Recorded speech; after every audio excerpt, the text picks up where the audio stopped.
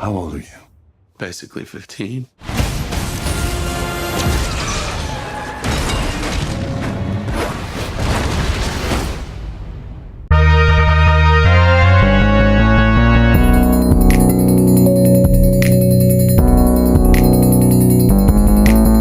Hello, heroes. I'm Simone. And I'm Kevin. And welcome to The Hero Within. So today we have an awesome special review on the movie Shazam. Yeah. So Shazam just came out April 6th, this past Friday, and it's actually not half bad for a DC film. What do you think, Kevin? I'm inclined to agree. Not half bad. Alright, so let's get into it. Let's do it. So what is Shazam about? Well, it's not about Shaq, if you know anything about the old movie back in the day.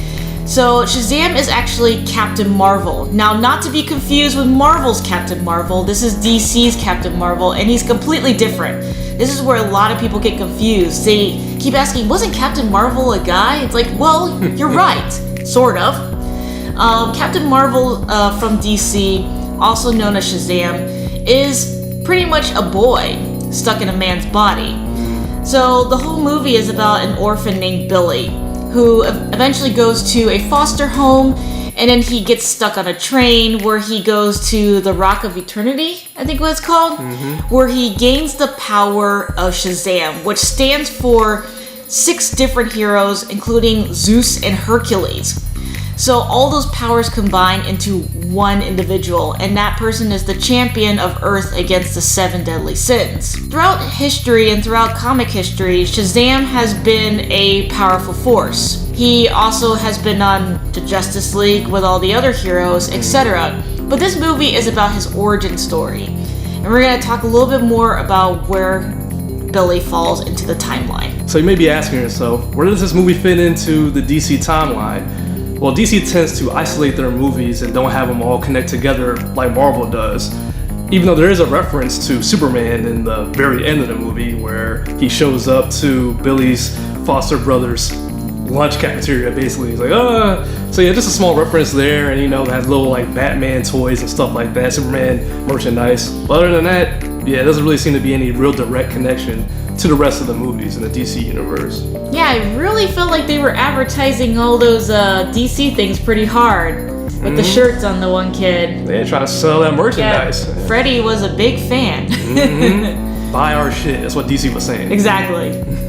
So let's go into the action of it. What'd you think, Kevin? That was pretty decent, slapstick-oriented action. Yeah, that was alright. I mean, what I really liked about the action was it was very good, and it wasn't like so unrealistic. Like some of the past DC films, some of the action is kind of wonky. Yeah, it just felt unreal. It didn't really feel like natural, but I felt this one was a little bit more natural because the fact that Billy is a kid in a giant man's superhero body. So it's kind of uncoordinated and everything, but it's kind of cool at the same time. I like it. It's a big fun kids movie, Yeah, I agree with that. So now let's talk about the story. So, like I said before, the story is about an orphan who ends up getting the powers of a superhuman and eventually, fights evil, all that good stuff. I really enjoyed the story. The whole music in the beginning and everything, the mystery feels more like in late 80s, early 90s film, right? It's got a little bit of like the kind of like the E.T.-ish kind of feel to it, the mystical young child, kind of feeling. That's what I really liked about it, and the way the atmosphere of the story. Plus, it was really, really funny. I really enjoyed the comments, the way the kids played it and everything. It was just so much fun that I was really surprised, like happily surprised, that they didn't ruin it with something weird, in my opinion. They had like a really good structure, they followed the structure, and they didn't screw up the structure too much, which was nice. Although at the end, I didn't expect the whole family to appear.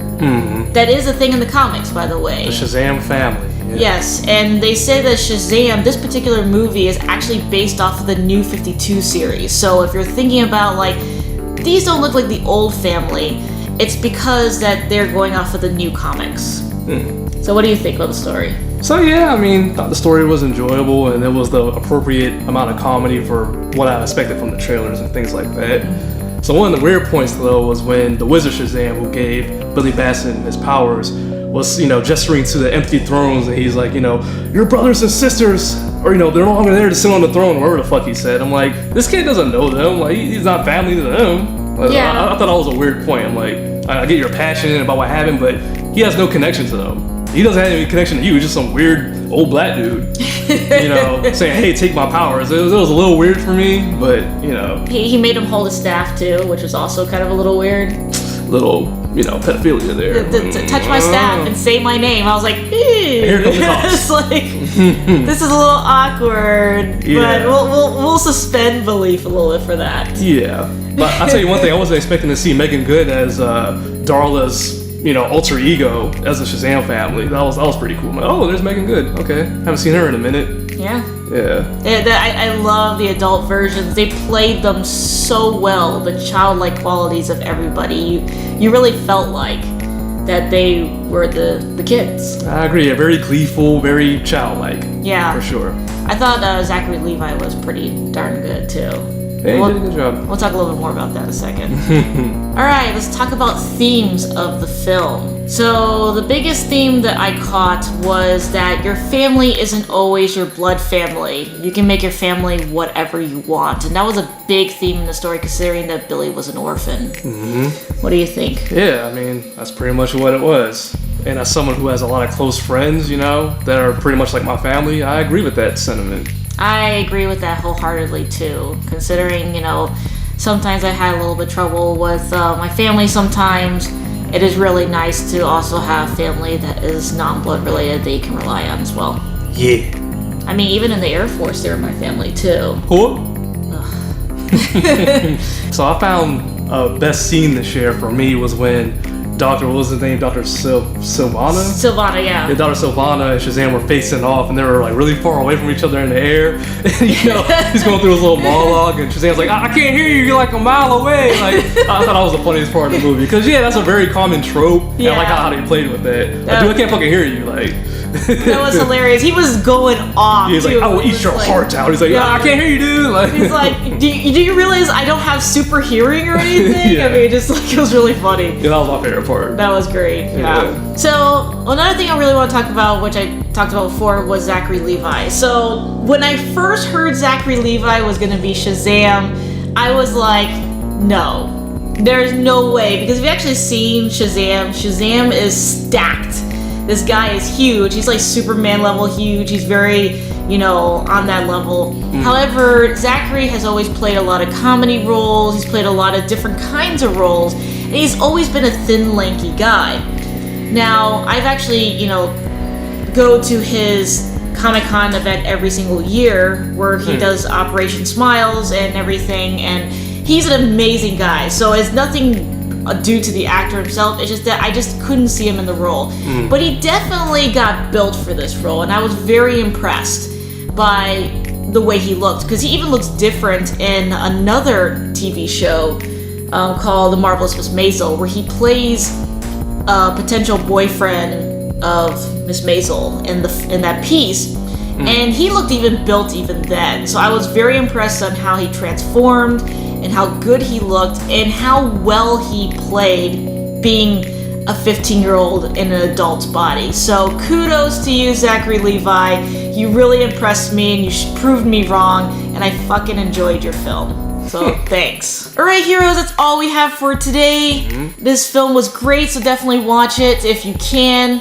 Also, please let us know what you think about Shazam in the comments below, or also on Instagram, or wherever we're at. Facebook, we all over, Yeah, we're Twitter. all over. So please let us know what your thoughts are, and anything that you found weird as well. Or that you enjoyed. Yeah, or that you enjoyed. So also, if you enjoy our content, be sure to like, comment, share, and Shazam! Shazam! That subscribe button, you know what I'm saying? Yeah. Yeah. You And like that? I love that. That's great. Thank you. And as always, until next time, continue to gain knowledge, Take action. and Be unstoppable. Shazam! Woo!